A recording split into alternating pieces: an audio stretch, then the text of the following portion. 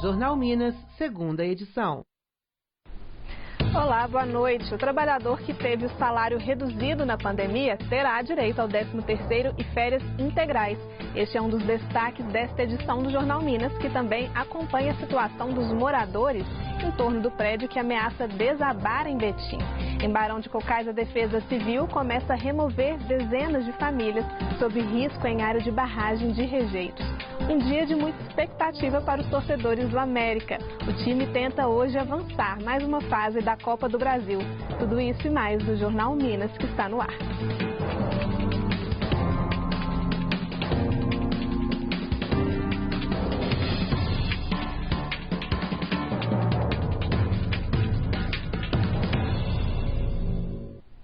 O boletim epidemiológico da Secretaria de Estado da Saúde, divulgado hoje, mostra outro salto no número de casos confirmados e mortes pela Covid nas últimas 24 horas.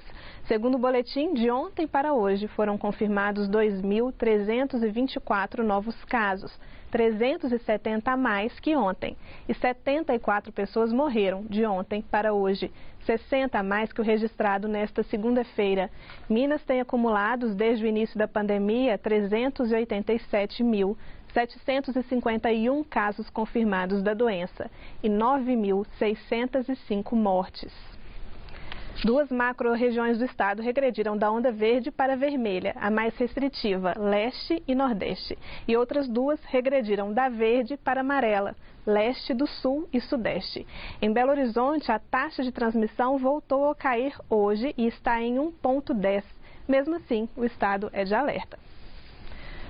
Pacientes com diabetes devem redobrar os cuidados contra o coronavírus. Eles fazem parte do grupo de risco que pode desenvolver formas graves da Covid-19.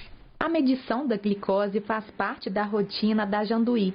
Por dia, ainda são 3 medicamentos e 2 aplicações de insulina. O diagnóstico de diabetes veio há quase 30 anos e exigiu mais cuidados com a saúde. Faço exercício, agora com a pandemia eu procuro fazer em casa. Não é igual quando a gente faz fora, né? E procuro me alimentar melhor. E eu não bebo, não fumo, nada disso, né? Então eu acho que eu estou bem, assim, com relação a isso, eu estou bem cuidadosa. No caso da servidora pública, o diabetes é do tipo 2, o mais comum, responsável por 95% dos registros. É quando a doença afeta a forma como o corpo processa o açúcar do sangue. Já no diabetes do tipo 1, considerado mais grave, o pâncreas produz pouco ou nenhuma insulina. O diabetes gestacional é um quadro temporário que pode aparecer durante a gravidez, mas que aumenta as chances da mulher ser diagnosticada com diabetes tipo 2 no futuro. Há ainda os casos em que o paciente está pré-diabético, ou seja, com altas doses de açúcar no sangue. Nesta fase de alerta, o cuidado pode evitar a evolução da doença.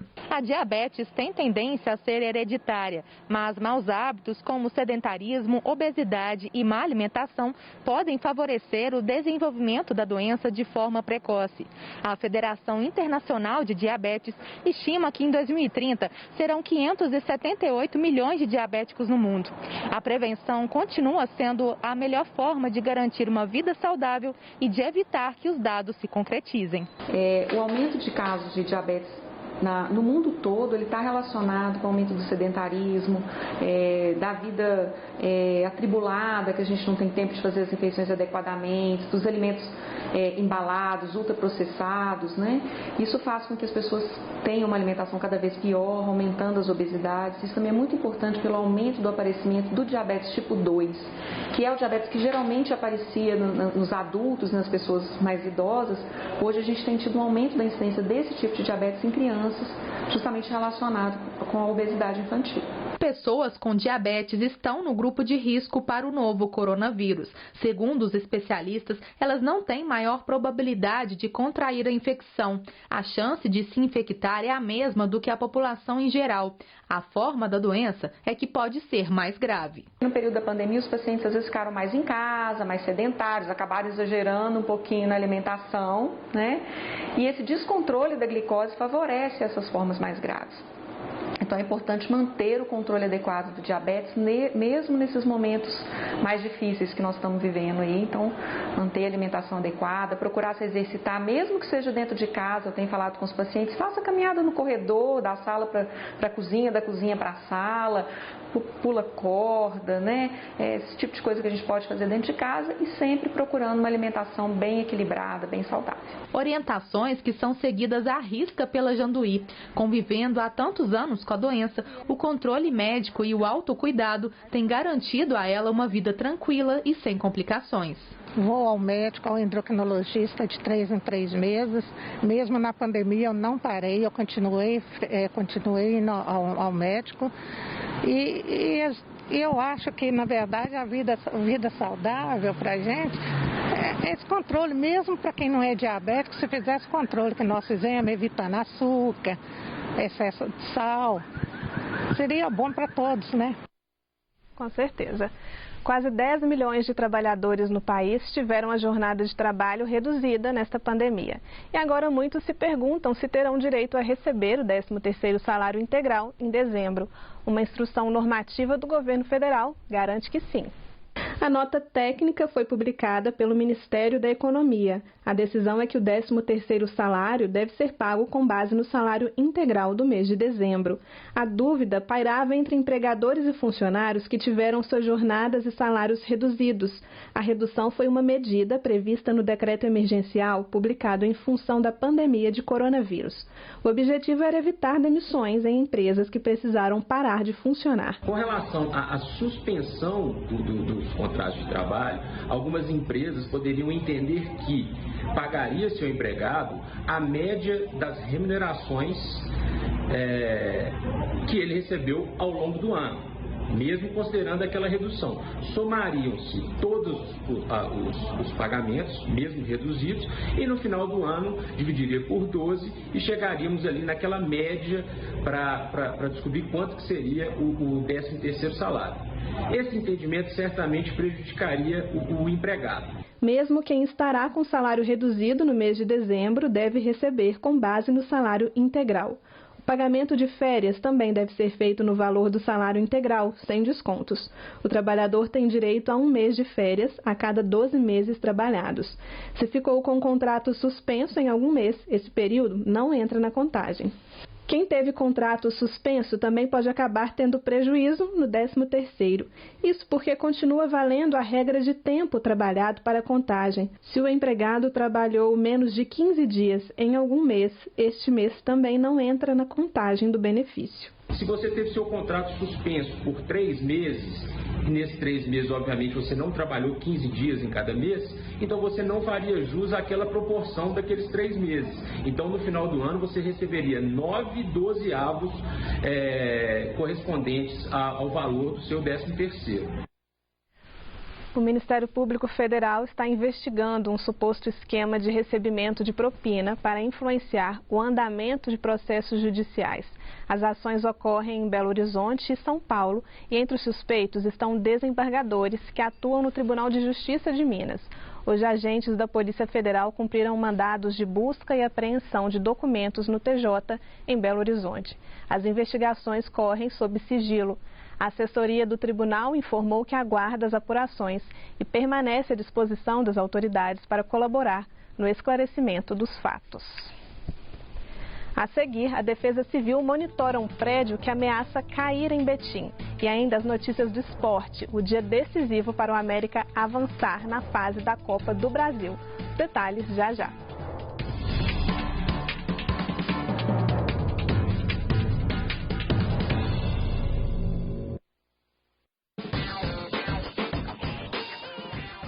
No Agenda desta quarta tem mais um episódio da série em comemoração aos 10 anos do projeto Foto em Pauta. Dessa vez você conhece o trabalho da fotógrafa Elza Lima.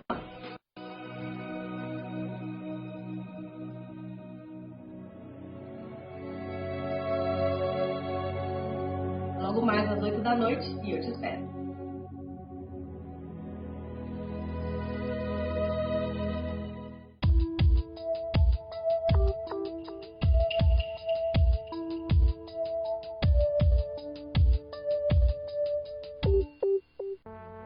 Prêmio da Música Popular Mineira da Rádio Inconfidência.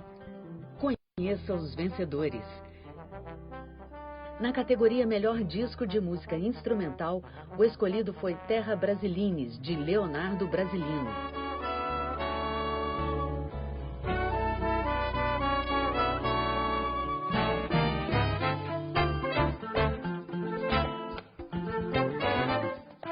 Prêmio da Música Popular Mineira da Rádio Inconfidência por meio da Lei Estadual de Incentivo à Cultura.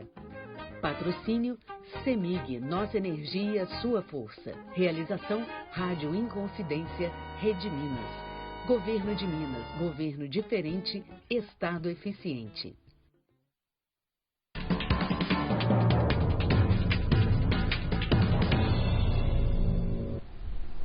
15 famílias vizinhas a um prédio que ameaça desabar em Betim tiveram que deixar suas casas por determinação da Defesa Civil.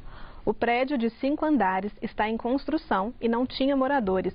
A estrutura começou a tombar na noite desta segunda-feira, após forte chuva no município. Segundo a Defesa Civil, a construção deverá ser demolida, porque não há possibilidade de recuperação. Proprietários dos imóveis estiveram no local e informaram que a construção estava prevista para ser entregue no segundo semestre deste ano. A Prefeitura de Betim informou que a obra do prédio que tombou na cidade é regular e que está cadastrando as famílias afetadas. Ninguém da construtora ainda se manifestou sobre as possíveis causas da ocorrência. 34 famílias de Barão de Cocais e São Gonçalo do Rio Abaixo terão que ser removidas preventivamente de suas casas por causa do risco de rompimento da barragem Norte Laranjeiras da mina Brucutu da Vale. A barragem foi elevada ao nível 2 de risco, sendo necessárias novas inspeções. A Defesa Civil Municipal e Estadual devem iniciar nos próximos dias a remoção de moradores da zona de autossalvamento. Segundo a Vale, a medida é preventiva. A empresa afirma que não foram observadas alterações relevantes quanto aos fatores de segurança da estrutura. Essa é para quem tem imóveis em Belo Horizonte ou aluga um. Chegou a hora de cadastrar notas fiscais obtidas com aquisição de serviços para obter descontos no IPTU. O programa BH Nota 10 pode dar até 1/3 de desconto no valor do próximo IPTU. O prazo para cadastrar as notas fiscais vai até 30 de novembro. Então a gente está no período de apropriação, todos os meses de novembro ocorre o prazo para a apropriação dos créditos do BH Nota 10, que foram acumulados nos 12 meses anteriores ao período de novembro. Então, de novembro de 2019 até 31 de outubro de 2020, o cidadão acumula créditos a cada vez que contrata serviços e que pede para que seja incluído o seu CPF na nota fiscal eletrônica. Então, no momento que você contrata um serviço, pagando a mensalidade da escola, contratando um plano de saúde, academia, salão de beleza, qualquer serviço, é importante destacar isso, mercadoria não vale para o programa BH Nota 10, qualquer serviço contratado lhe dá direito a acumular esses créditos para que você receba um desconto no ano seguinte no IPTU. O valor do desconto no IPTU ele é limitado a 30% do valor do imposto lançado. Então, se o seu IPTU é de R$1.000, por exemplo, você vai poder descontar até R$300 desse valor através de créditos acumulados no ano anterior.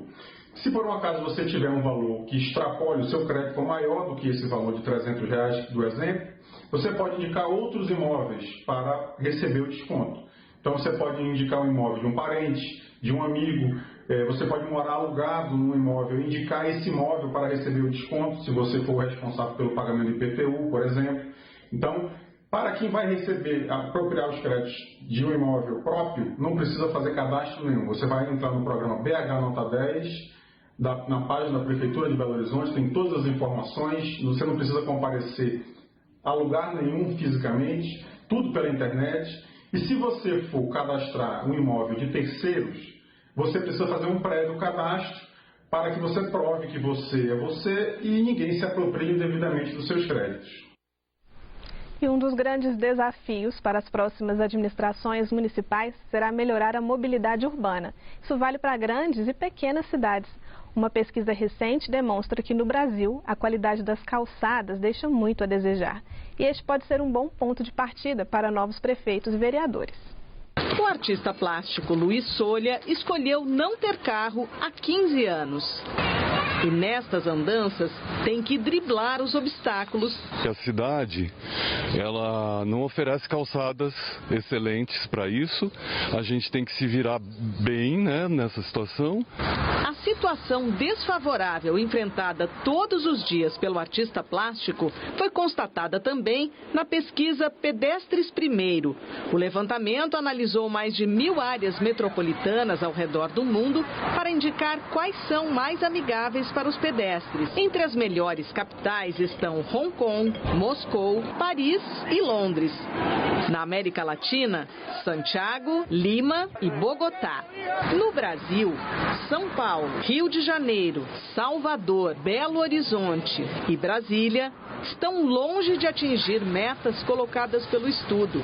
Para o pedestre andar, precisa ter, em primeiro lugar, segurança. E segurança significa boa iluminação, bom calçamento. Tem um fator importante que estimula as pessoas a caminhar, é quando você tem perto da sua moradia, no seu bairro, comércio, serviço, escola, posto de saúde. Desigualdades sociais também influenciam a possibilidade de andar a pé pelas cidades.